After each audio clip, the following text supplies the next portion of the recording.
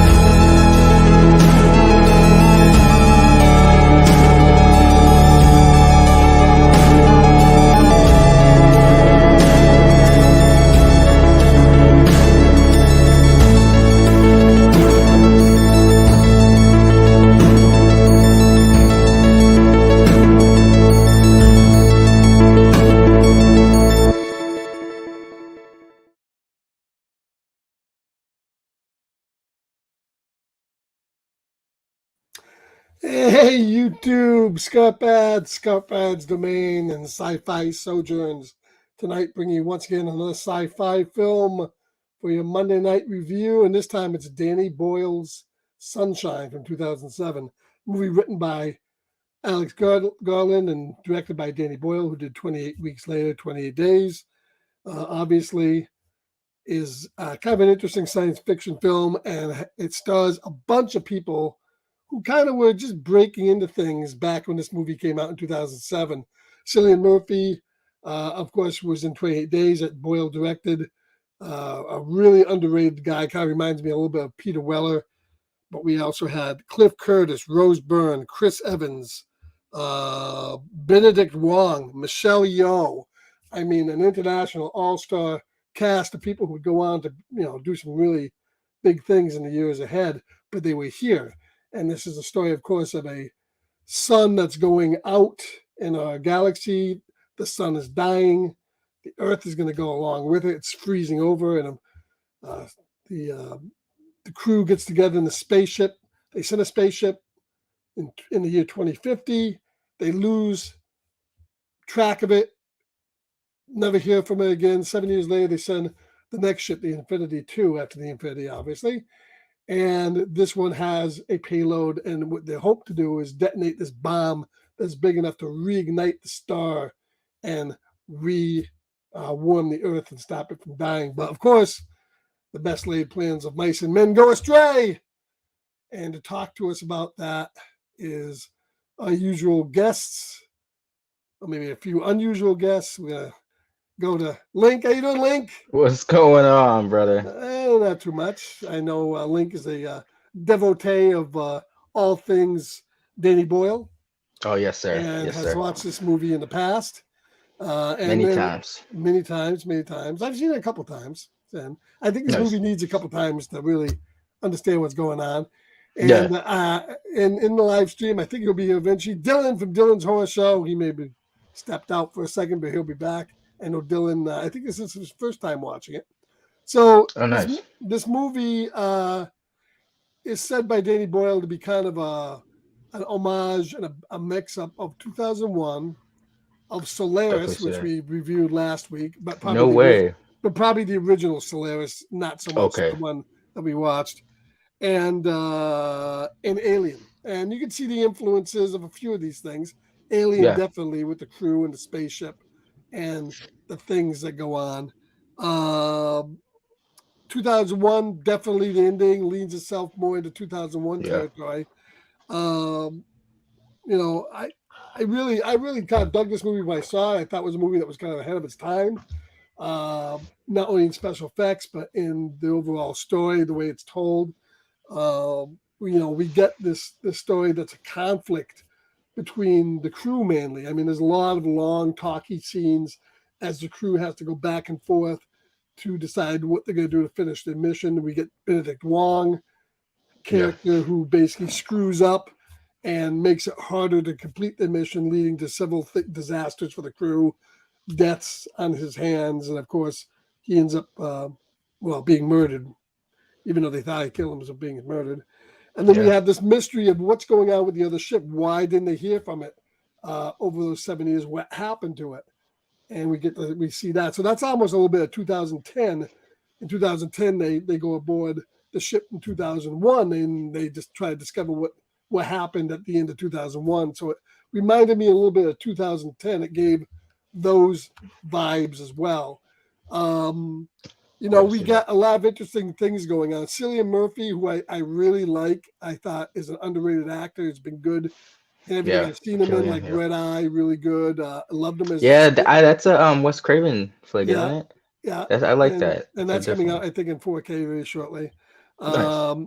Also, of course, the Scarecrow. He was in Batman Begins Yep. and some of the other Batman movies. I thought he was pretty good in that. Always Gonna in be 28, Oppenheimer. yeah, and then 28 Days. 28 Days was fantastic in that. So I've always enjoyed Cillian Murphy, but we had, of course, Chris Evans, who really is almost the other alternate star of this movie with Cillian Murphy. I enjoyed the part he played because he's the guy that was the Marine, came from a Marine background, Logical.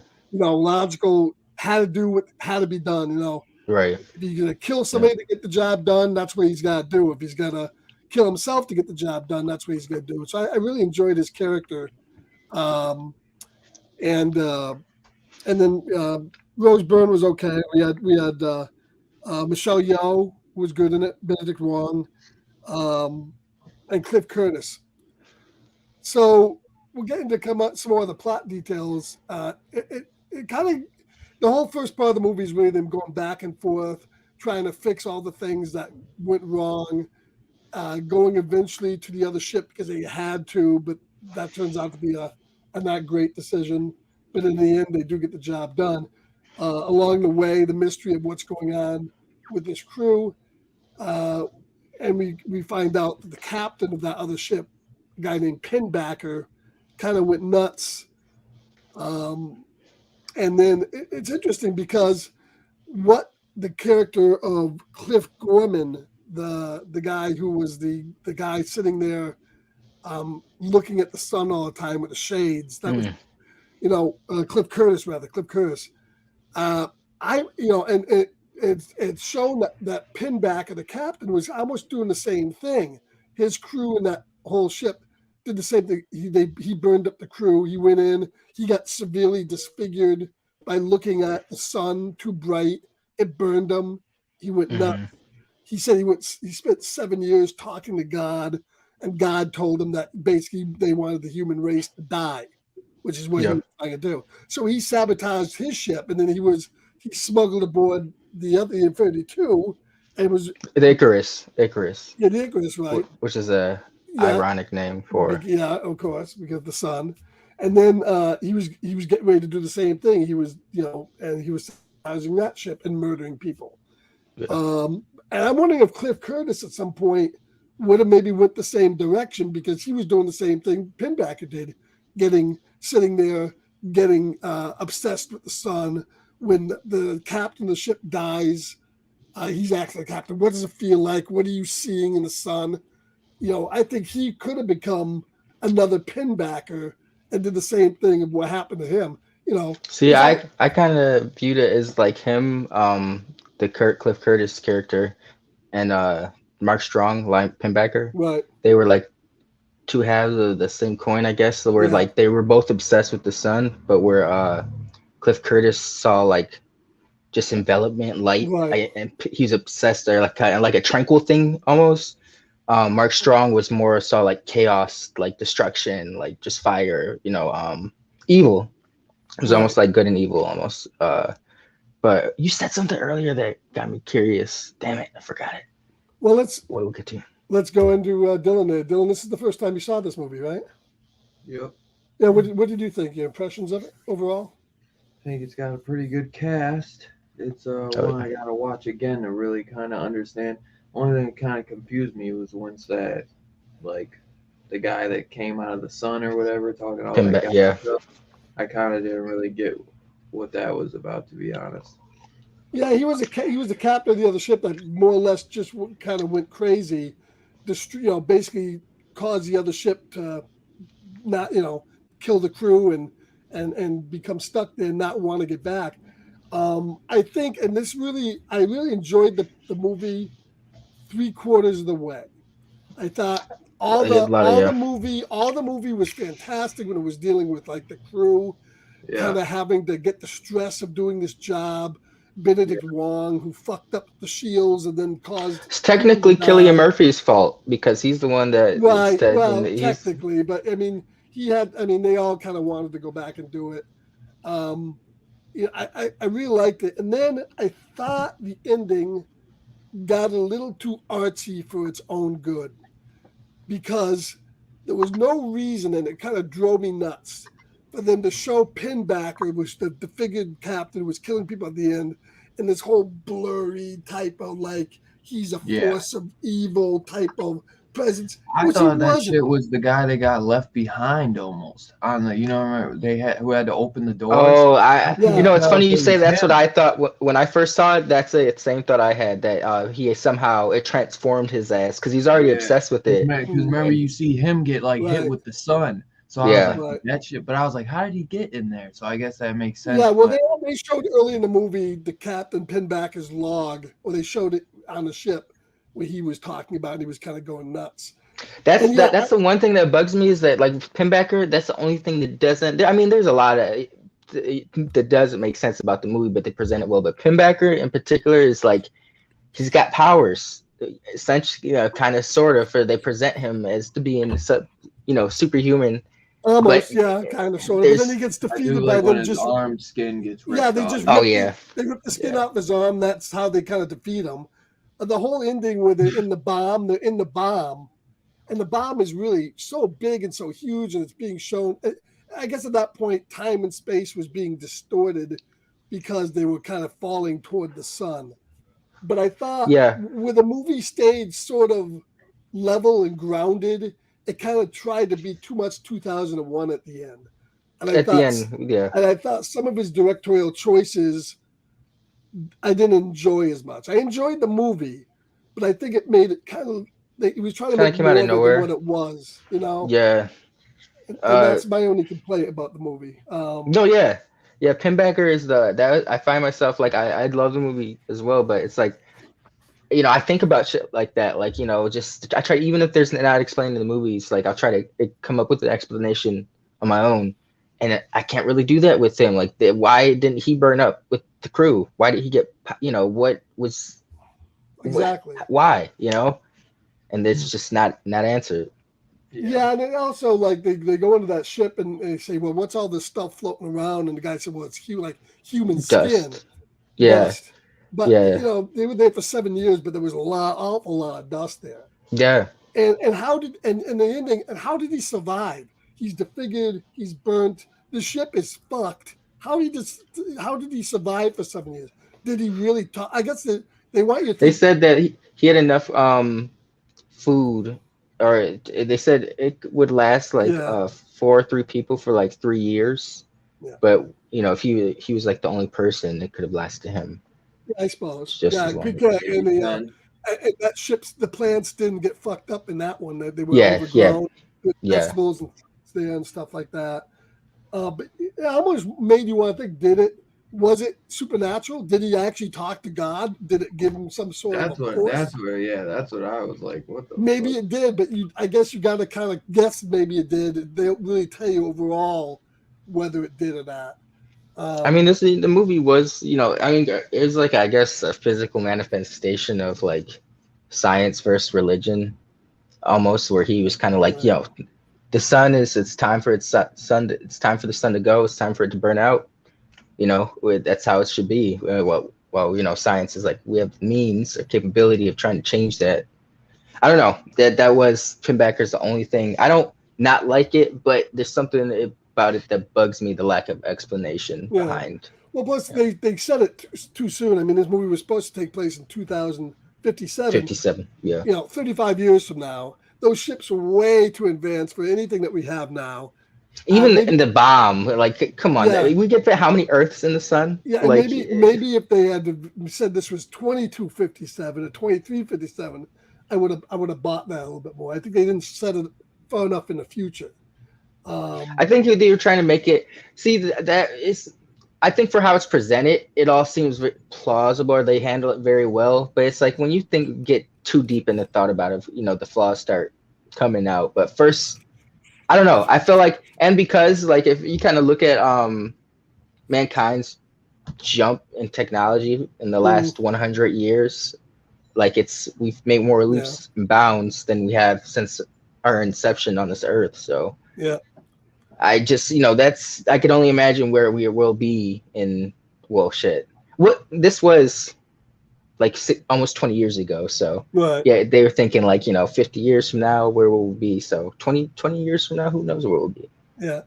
30. Well, I mean, one thing for sure is the cast was phenomenal. I mean, I thought Chris Evans was really good in this movie. I think this is what got him Captain America. Honestly. But I mean, he was actually good in everything. I mean, he was great in, I don't know if you guys ever seen that movie. What was the movie where he was?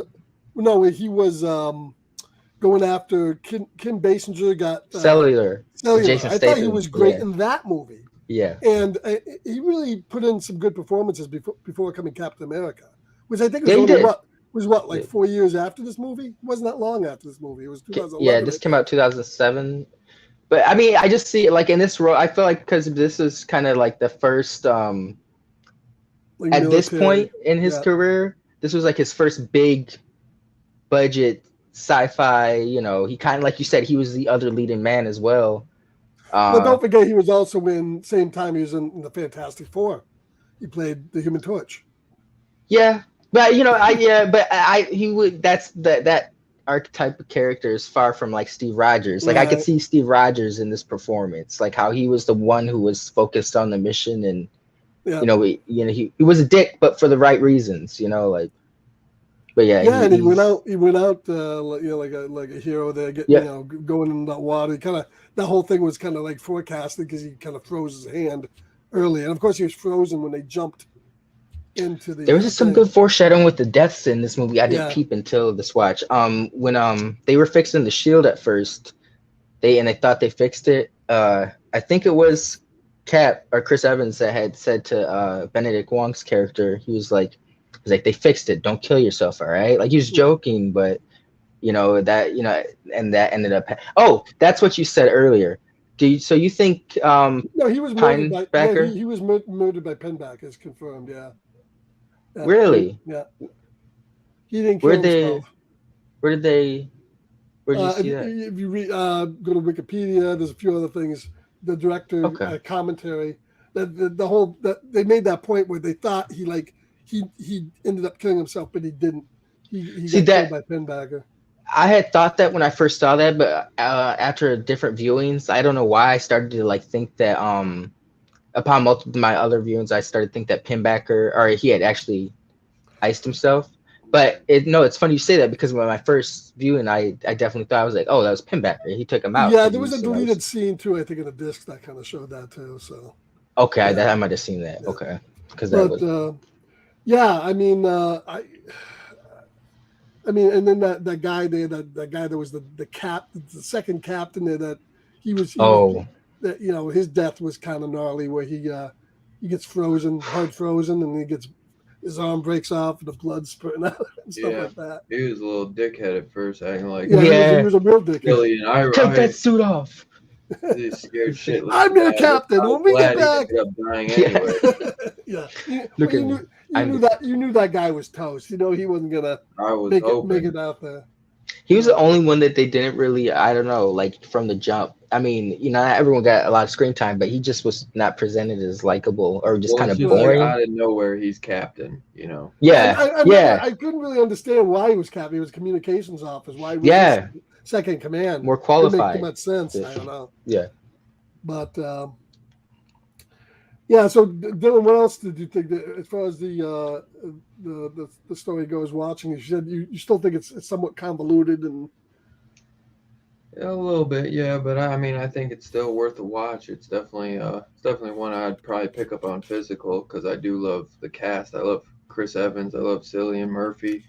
Two great actors, no doubt. And And the captain, bro. Shout out to him. Oh yes, I forget the actor's name, but yeah, he was good too. yeah, And it's got a great cast, that's for sure. Oh yeah. And I'd like to get the Blu-ray just to see it in a better picture because I don't know, like obviously towards the end they have some of those shaky cams and blurry, but the Blu-ray stuff. I feel like it didn't look that much better on the Blu-ray for the shaky stuff. really, I could believe that. Yeah. but yeah, well I know that those parts aren't supposed to look better, but I Yeah. mean like some of the beginning parts were a little blurry. I don't know if they were meant to be like that though. But yeah, I think it's a good story. You know, it's a little convoluted. You know, it's a good idea though. You know, it's trying to take from some of the greatest sci-fi movies and turn it into its own little thing. Right. Yeah. Yeah, definitely a big alien vibe in this. The crew, I got, Yeah. especially when they're all sitting together eating and stuff like that. Yeah. All right, take a second to say hello to the chat. Hey, Evan, how's it going? Station. Two Gun, of course, is ours. Station. How you guys doing? And hope you're enjoying. You might want to put down how you guys enjoyed the movie if you went ahead and watched it. I was looking up. They just real quick. They made this on a $40 million budget. It flopped, but for 40 million in 2000, it's like this movie. Like someone said it earlier. It's ahead of its time. Like. Yeah, this movie would be right for today's. Made 32 million on 40, so it was a bomb. It didn't do well at the box office, but it seems like a lot of these movies. You go through a lot of these movies didn't really get a lot of screens either. They weren't on a lot of screens. No, true. And I guarantee you watch the trailer for this, and people are like, "Oh, I've seen they've done this movie a million times." You know what I mean? Yeah. Like they come out with movies like this every year. But Yeah. this is very. Even still, I think this movie's super unique because I don't know any that are about the sun directly. So I still think it's a very unique movie, even though it is taking from, like Alien, 2000, some classics and stuff. All I still think it is a good movie. I think it gets a little convoluted at the end, but like Scarpad said, 3/4 of the way in, I was absolutely all in. I was like, this is great. It was just. Once you meet that guy that's been sitting in the sun for whatever, it's gonna turn right. 7 years. Like, oh, I guess this out garden first up charge up guy, and I was like, what else? What else has Alex Garland? Still a good watch. I'll definitely have to watch. Now you said you like Alex Garland. What else did Alex Garland write? So this movie kind of cemented for me like my love of like Danny Boyle and Alex Garland because years before I had this made me start paying attention to creative teams behind stuff like this because years before I had seen like The Beach. Beach is not as great as this, but I think The Beach is an underrated flick especially for Leo DiCaprio. But that was written and directed by Alex Garland and Danny Boyle. Then they did 28 Days Later, which I loved. Like that, I saw both those movies before I, didn't pay attention to like writers, directors. By the time I seen this when I was like 19, 20, I was, paying attention to directors and writers and stuff like that. So when I had seen this and looked back, I was like, oh shit, they directed this and directed that. It kind of like, and this unfortunately is like the last thing they worked on together. Oh, But really? yeah, Garland's gone on. He directed Annihilation, Ex Machina. People say that he get the writing credit for Dread, but the cast have come out like Carl Urban had said he pretty much directed Dread. Oh, really? Yeah. So they're talking about doing 28 Days 3 together, but yeah, there's a good series on Hulu that came out like last year called Devs. It had Nick Offerman in it, and that was by Alex Garland. That's pretty dope. And I didn't realize that Boyle also did Yesterday. So he's done Shallow Grave, which is a great movie. Trainspotting, sequel. The Beach, 28 Days Later, Sunshine, Slumdog Millionaire, which won. Great movie. Millions. Have you ever seen Millions? No, it's a British. Yeah. Okay. 127 Hours, Steve Jobs, and Yesterday. Yep. I've been meaning to see Yesterday. I haven't watched that one yet, but that seems to be the last thing I think he did. Yeah, 2019. But yes, I mean, every one of his movies. Movie? Yeah. That's the one where he's a diverse, bro. Yeah. And that's the thing I think about his career too. A lot of these guys would have went out. He did, 28 Days, but every one of his movies was so different. Yeah. He never stayed in the same genre. He jumped around from obviously horror to sci-fi to comedy, the biopics, the drama. Yeah. I mean, he's done quite a bit of stuff. So, I mean, definitely a talent. And, absolutely. And this movie was, for his first really sci-fi movie.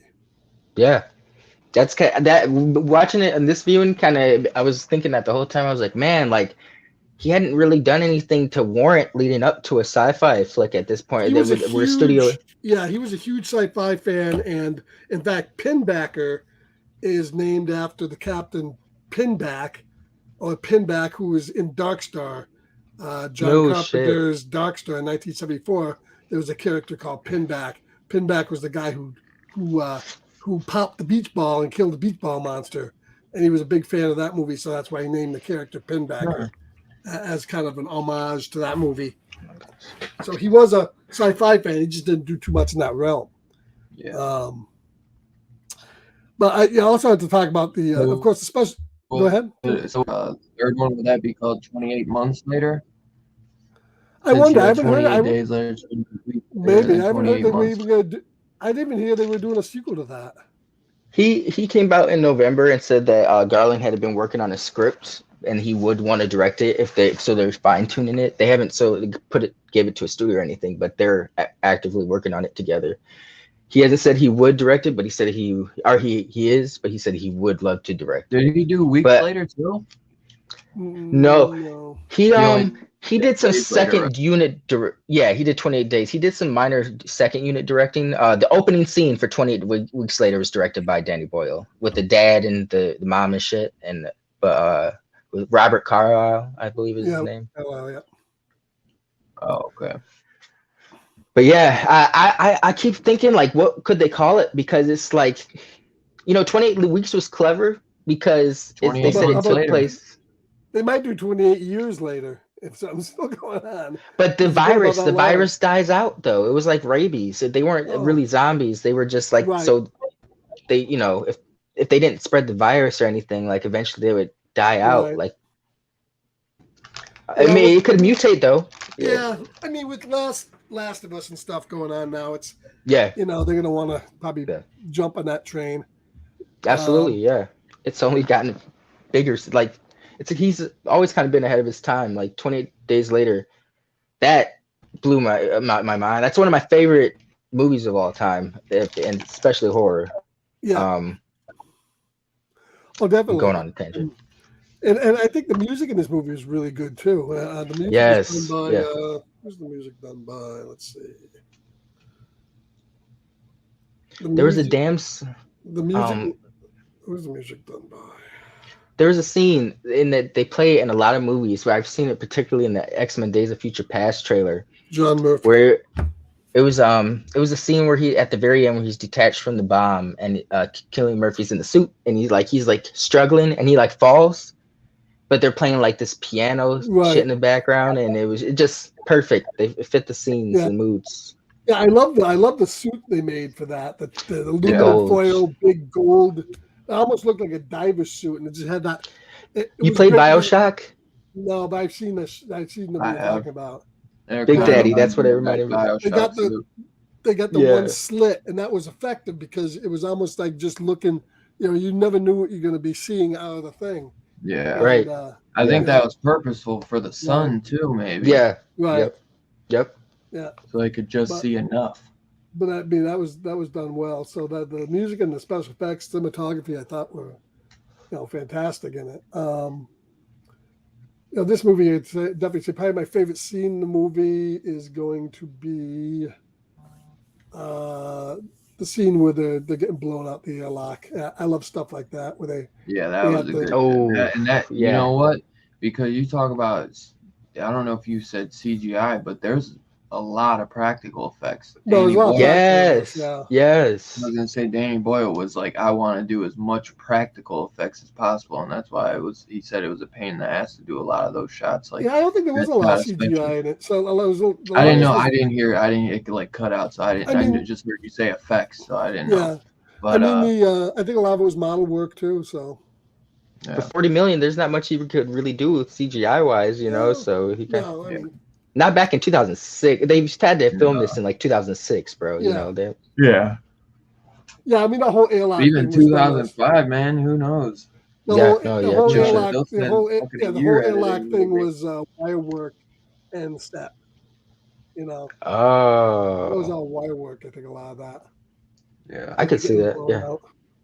And of course, some of it where the guy went smashing into the thing. Some of it could have been CGI, but I mean. It was done pretty well. I mean, obviously, like the guy's face freezing over and shit, like in space, that was early CGI.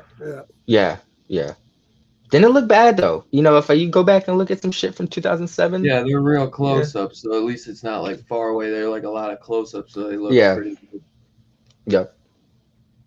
Especially compared to like some fucking Clone Wars type shit. Yeah, I mean, I don't know how long.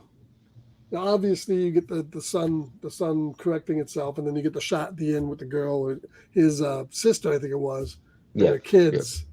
Of course, conveniently, they're the only ones out there, only ones around. Nobody else around, just his sister and the kids. They were waiting for the kids from what was it, Snowpiercer? Right. They're on the other side of the hill. Yeah, and I don't know how long it takes. How long does it take to get the light from the sun to get the Earth? They said that it would take like hundreds of thousands, if not millions of years, to see a ramification from something like that. Realistically. Hey, did you hit the live button? Fuck. Yeah. Best show yet. You're right. Lost. You're right. Yes. Lost files. Actually, I did hit the like button, Dylan. I did, believe it or not. So best scene, I guess, for you guys. What was your favorite scene, Link? Who was your favorite character? Ooh, good one.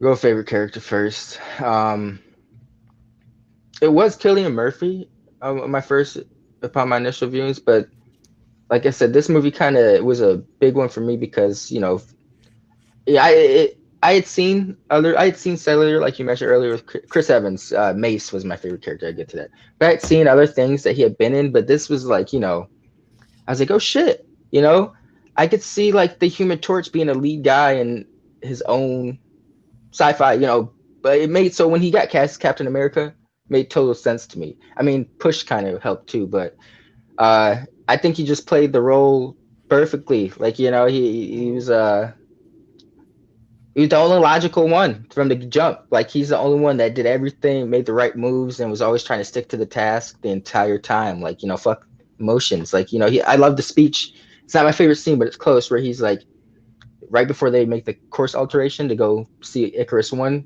he's like, He's like, literally, we are, this is there is nothing else that takes priority. Like, this is, what are you guys talking about right now? Like, he was really good with that.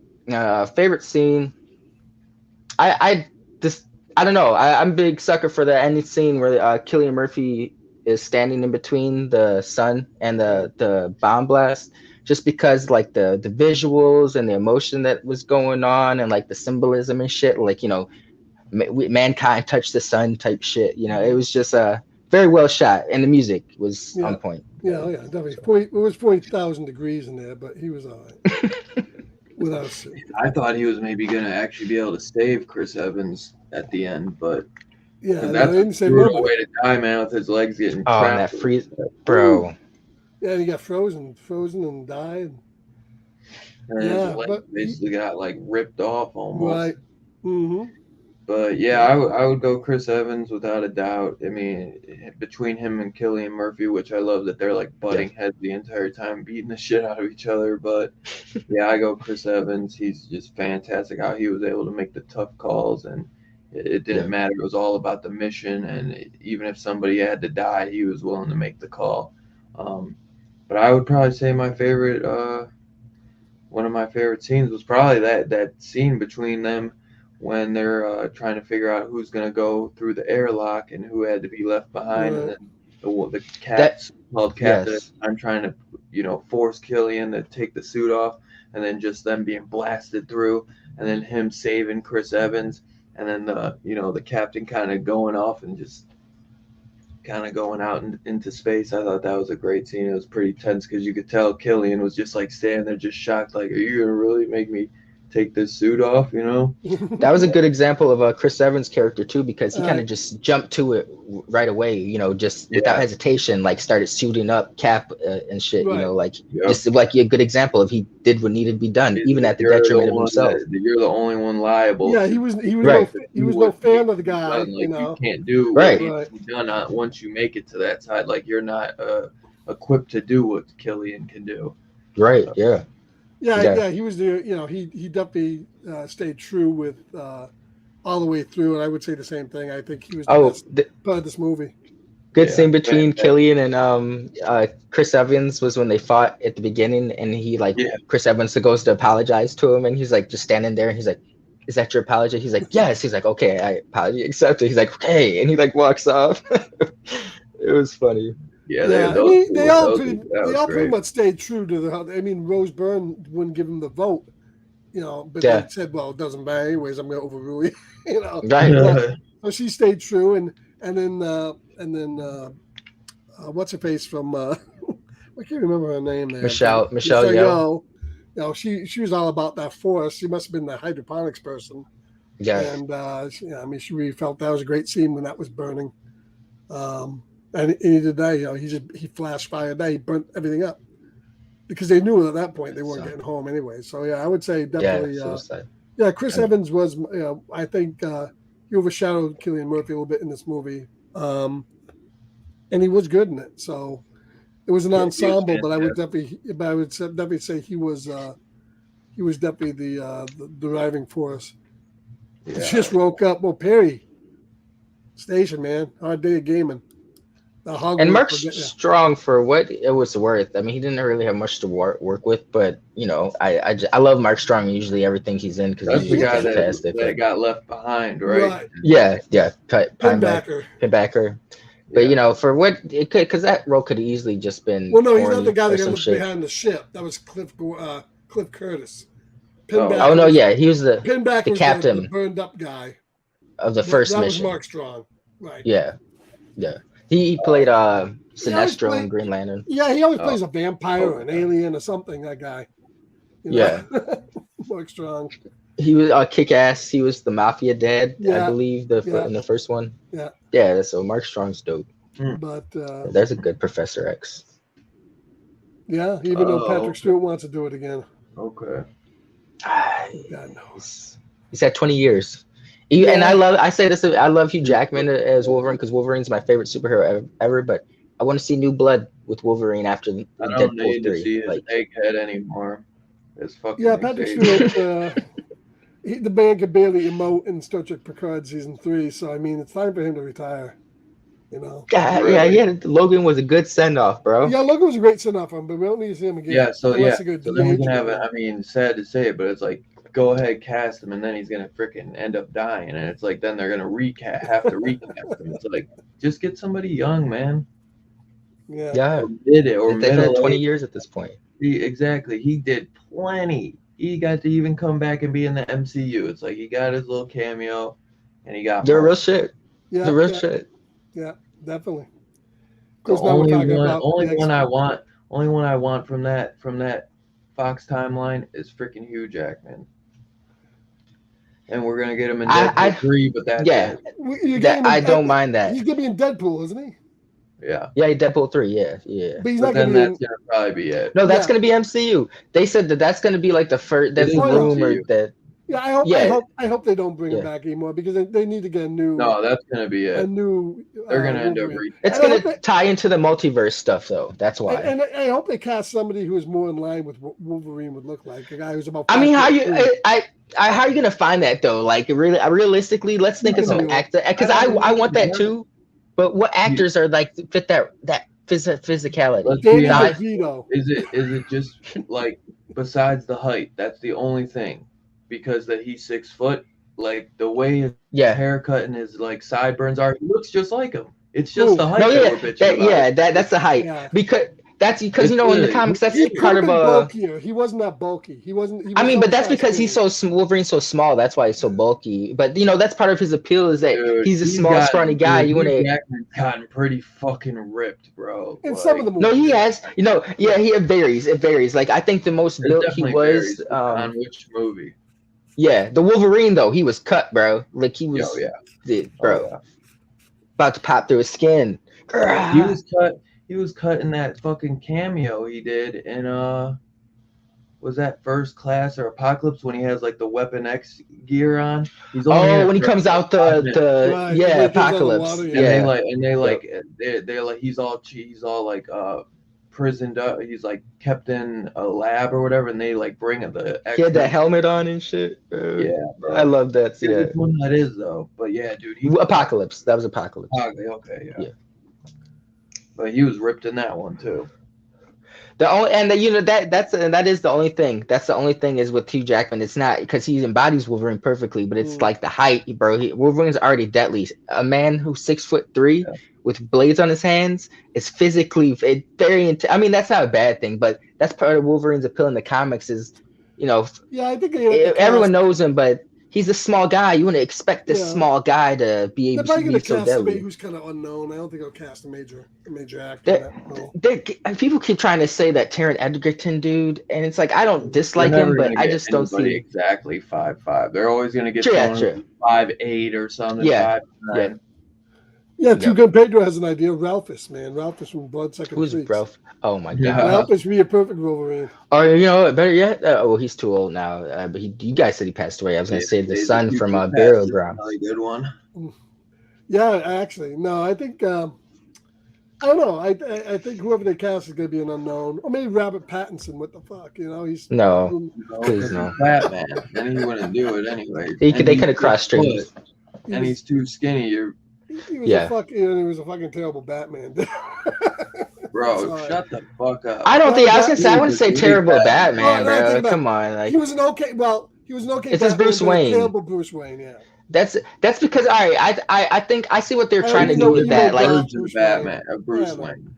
and that's the thing we're gonna see in the next film. Yeah. He's gonna all right because in the Yeah. comics they approach Bruce Wayne as like I a have to watch- persona I have that to he's watch gonna the develop. movie again, but I will tell you that Batman. And then you're gonna wasn't have one to of my wait for the favorites. sequel for them. I wasn't a big fan for of then you to that pull your Batman tongue movie. out I'm of gonna your watch mouth it because again. he's supposed to be Bruce Wayne a lot more in the sequel, and I guarantee he's gonna be great. But he's supposed to You not don't be- get enough you don't get Yeah. enough in this to tell because when he is Bruce Wayne, he only wants to be Batman. He's He's obsessed. He's obsessed with being Batman. Obsessed Like, with it. So like when he's Bruce Wayne, he's like, I just want to go fucking put the suit on. Like, He doesn't I even care he's about only the doing it to pursue his to get into this place so that he can do his. And mission. that's one thing the other Batmans always glossed over, from Keaton to Kilmer to everyone up until this point, was they've always just been Bruce Wayne, but they were never. The movies never really focused on him acting, pretending to be Bruce Wayne, building that persona up. Like, it's like I think that's what they're gonna try to They do did a little with bit. these They Batman did a movies. little bit in Batman Begins. But they quickly ditched that. I mean, they And I flirted like, with the idea. and really, still my favorite Batman movie is probably Begins. Batman Begins. I That's still a good one. think That's a good one. I don't Yeah, think but the it's sequels are as good. overshadowed by the villains. Yeah, but that's true almost with all True the Batman shit. movies. But Not but I don't Robert know. Pattinson. Batman Begins really didn't get I overshadowed by the agree. I villains. agree. Not Batman Robert Begins. Pattinson. That is a Batman movie. Paul Yeah. Dano didn't steal the show for me from Pattinson. Not at all. Yeah. And they're always going to keep it that way. They say that's a big thing in this trilogy that they're going to do. They said they're like, we do not. Well, I want think the The Penguin was good. Penguin overshadowed Batman a little bit in the Batman movie. He had But- his moments. His moments, but I can't. You're He gonna say wasn't a guy like that a. was in the movie for like 10 minutes That's what- overshadowed Batman. That's what I was gonna say. He was a And highlight, the but I movie can't was- say He he was was. a highlight for sure. The Yeah. movie was too long. Too long. No, The Riddler was terrible. no. I want to say No. I. Yeah, hey, I think- you know what? I'll keep my mouth shut on the Fulcio shit, but you're not gonna sit here and dog it on the best Batman movie out, You like- think the best Batman movie is the last Batman movie? No way. dude. No. The Not even only close. fucking competition is the Low. Dark Knight, and that's because of Heath Ledger, straight up. I think it's got some of Well- the best cinematography for a Batman movie. I think the Dark Knight, though, the Dark Knight just doesn't have a great Batman in it because it was overshadowed by Heath Ledger. The And Joker, yeah. The joke and the end of the end of Dark Knight and the beginning of Rises is such utter fucking bullshit. Batman has to be, fine, Batman has to become that, but they blame Batman, and Batman goes away for 8 years. So like fucking Christopher Bale was like Batman for like what, a year? It's so stupid. They really Oh, and the kill those Rises? movies. And yeah, Maybe it like was 2 terrible. years even. It was See, but nuts. my It was favorite is terrible. Batman Returns. So because that's like the cartoon brought to life for me, the animated series. Yeah, Batman Returns was good in that thing, but I think I don't know. I had to rewatch the last Batman movie again. I just didn't do much for me. I think gave a little too much screen time to Catwoman. I don't mind. She wasn't bad, but I feel you on that. quite a Maybe bit. that could have trimmed down. Yeah, I don't know. But I will say, here's my big bitch. I'm going to do one more bitch before we close out this bitch. I heard today that everybody is really raving and ranting and saying that The Last of Us, which is a good show, is going to do all this Emmys, and Bella, whatever her name is, there is going to be, she's so great, she's going to win an Emmy for her performance. Now she's good, but I don't think she's given her best performance yet, although she's been good in it. But if anybody wins Emmys and that show wins an Emmy, and you're telling me that the first 3 years of The Walking Dead, which had some of the great best performances on television, didn't get jack shit, and now this is going to be the Emmy darling because it's all the rave. It disappoints me. Andrew Lincoln and all those guys and Carol and all, they were so good in the first 3-4 years of that. There were so many good Emmy-winning performances that just got totally overlooked. No, you're right. There's some good dramatic moments and stuff, but yeah. This is on HBO. But what are you even talking Last about? Last of Us versus The Walking Dead. I'd be very disappointed if Last of Us wins like Emmys and stuff, and that show never did. But I said it before. I think it's because there's a lot of allure because this is a video game property, and just like when The Walking Dead hit, I feel like that's the a hype comic playing book into property. it. But comic book properties were already popping by the time Walking Dead came on the scene. Not too much, but they were. It wasn't one of the first. Like this is the first thing to kind of. People are now, look at how people went back and played the game because of this. Yeah, but in your opinion, what do you think is bigger? The comic book is bigger or the game was bigger?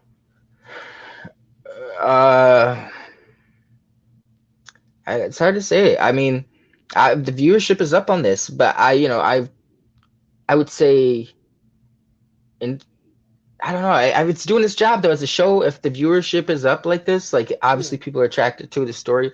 but the game, you know, was I haven't probably a watched little bit last more night. impactful. I haven't watched last night's episode yet, but the 5th episode I thought was fantastic. That was Yeah, that was a great that was a episode. kicking But episode. In the end, when yeah, they all come out of the ground, that was the I first think one I really I felt. think every episode's been great though. My weakest I, episode would probably be the love affair yeah, between the but two I think guys. this was the first one that really felt like it's a horror show to me, because even the game has a lot more horror scenes and situations that's happened to the point in the game where we are now than this show has. yeah. But I mean, you know, that's the game. That's the hope. That's designed that way, though. You know, like because it's a shoot 'em up horror game. You got to have that in order for the game to thrive. But you know, the show people, if it's just constant like monster killing, then you know, not saying they can't up It it doesn't because have I to be do agree with it. constant, but I No, think I it should agree. be a little I bit see what you more. mean. You know? No, yeah, it's been very. They focus on the See, drama a lot. my fear with this is I love that that whole episode where they're in the city, and you know they forced all the monsters on the ground, and that's why they come up, and you know because we're in a civilized area, but you know you start getting out into those areas when they go into Wyoming, Wilderness. it's gonna be like a Walking Dead again when they're in Atlanta and they're walking around, there's nobody around. Yeah, no, You know, I agree. it's just I don't know what they're gonna do there, and I don't know how interesting that's gonna be. This one was probably my least favorite episode, the most recent one. Oh really? Not saying it's bad, but it's setting up these next 3 episodes should be where it left off. These next 3 episodes are going to be pretty action packed, leading up to the ending. That's probably why they've been holding out so much. Yeah. Too. Well, and Yeah, I'm also wondering how it's going to survive its Negan moment. I mean, this show is going to have a Negan moment where a beloved character is not going to survive, and this episode lays it. And will the fan base lose their fucking shit like it did in the last one? From what I hear, that the sequel has a lot of real iffy stuff that a lot of people didn't like, so they're wondering how season 2 is gonna go. That's a big thing. It's a big thing to how season 2 is gonna go. If they follow the game verbatim, they do lay some. I bet they don't. No, I don't think they will. But if they do, they did lay some groundwork to transition that in this particular episode. Even though it was my least favorite, but like I agree with you guys. It becomes too big, you know, and this change would just kind of like you said, it's a Negan moment, bro. And if anything, not so much though, because I think the most thing that pissed people off the Negan moment was the manipulation of having it be a cliffhanger. That's what pissed people off. I think if Negan had done what he'd done and it not be a cliffhanger, then they would have. I think it would have went better. I think a lot of it still would have happened, but not to the degree it happened. I don't know. That cliffhanger was the show screwed themselves by doing the cliffhanger and stuff crawling into a dumpster and all these little stupid fucking tricks to try to fucking think shit happened when it didn't happen. They should have just did what they did and end of the season. No, that I remember that cliffhanger, bro. Like that's how you get people to come back. Yeah, like we all knew what was going to happen. I mean, because that's not who he took out first, though. Remember, there was that one moment. of the people that he was going to kill. Right. Yeah. And he took it. Didn't he hit Abraham first? And so when he did that, I almost had like a feeling of relief, like, oh, okay, it was Abraham in the show. Glenn's gonna make it, but no, Glenn was popped too. So I don't know. I think that cliffhanger was brilliant that way. Right. Think, oh, maybe Glenn is gonna make it because they knew exactly. Glenn was his favorite. Yeah, but I think it backfired. It didn't go well. And in the long run, it backfired because it's like, how do you top this? Like, it just Negan was. You can't really go beyond Negan. They had some cool ideas. I have to finish it, but it seems like they got some cool ideas with like the whisperers and shit. A long ass time for that. Like it was like a whole year you had to wait. You know that shit sucks sometimes, man. Yeah. I remember that was a bummer waiting that long. Mm-hmm. But I remember being there day one when that next season dropped to see what the fuck was gonna happen. You know. Yeah. Yep. So. All right. Well, we've gone off a lot of tangents here. All right, so why don't we rate this baby and give our final thoughts on the movie? What we thought.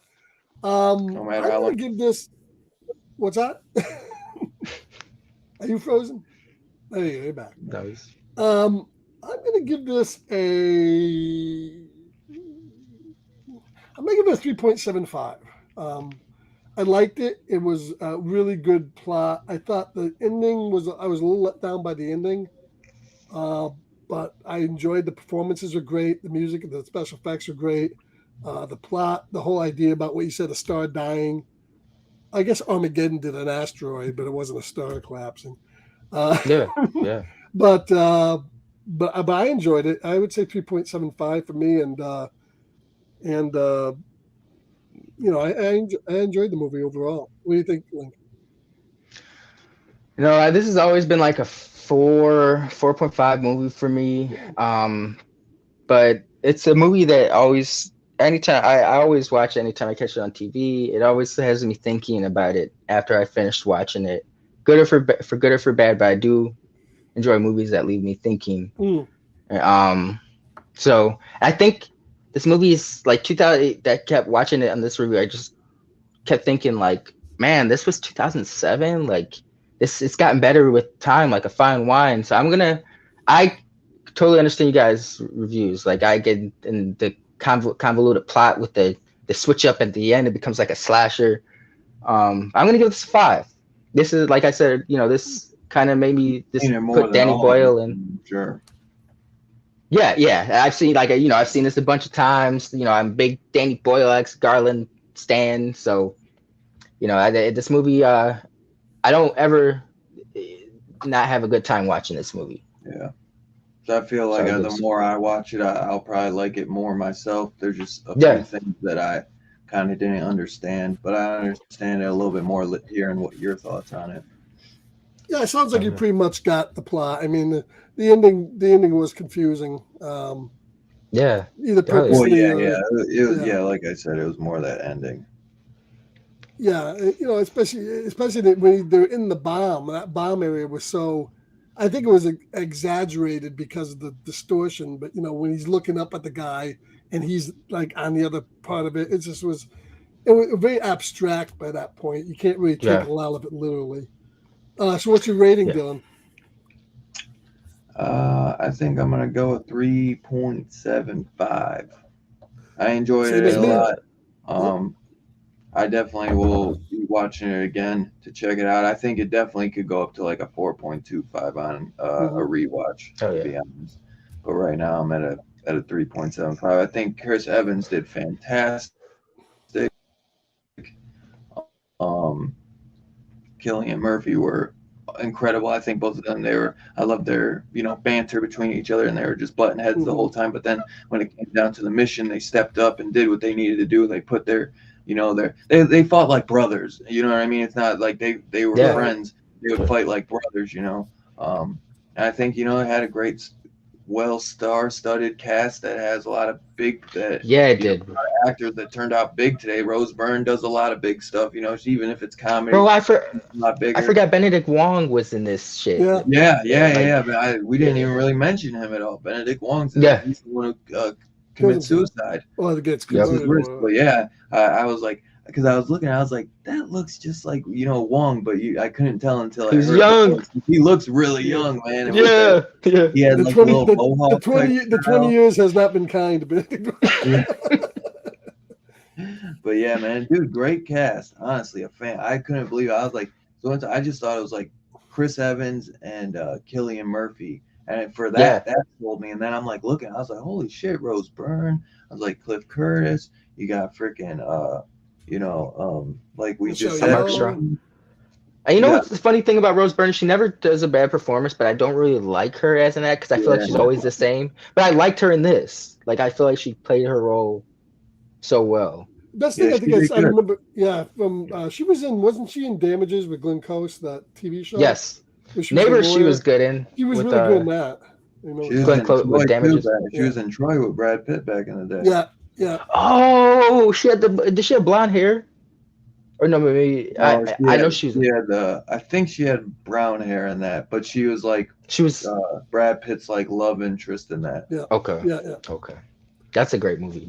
Dude, Troy is fantastic. All right, so we got two 3.75s and a 5, so we're gonna round it off. It'll be a 4.25 for this movie, and it pretty respectable from Danny Boyle. So It's a modern sci-fi classic. yeah, modern sci-fi. I don't know if it's Yeah, classic I yet, but thought it's it a was very tier one. unique, man. I really did enjoy. You'll I get thought I enjoyed the uniqueness because so many sci-fis in the 2000s and up, I feel like are just remakes of the Yeah. good shit that came out in like the 80s and shit.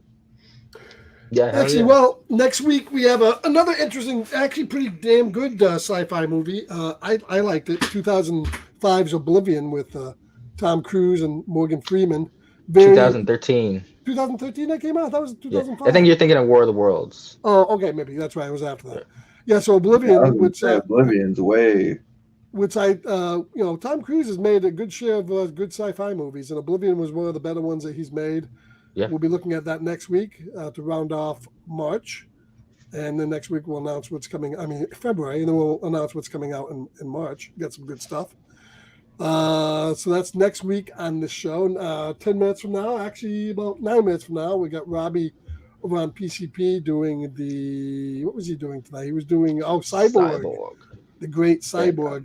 One of the mini movies Jean-Claude Van Damme put out in the 90s.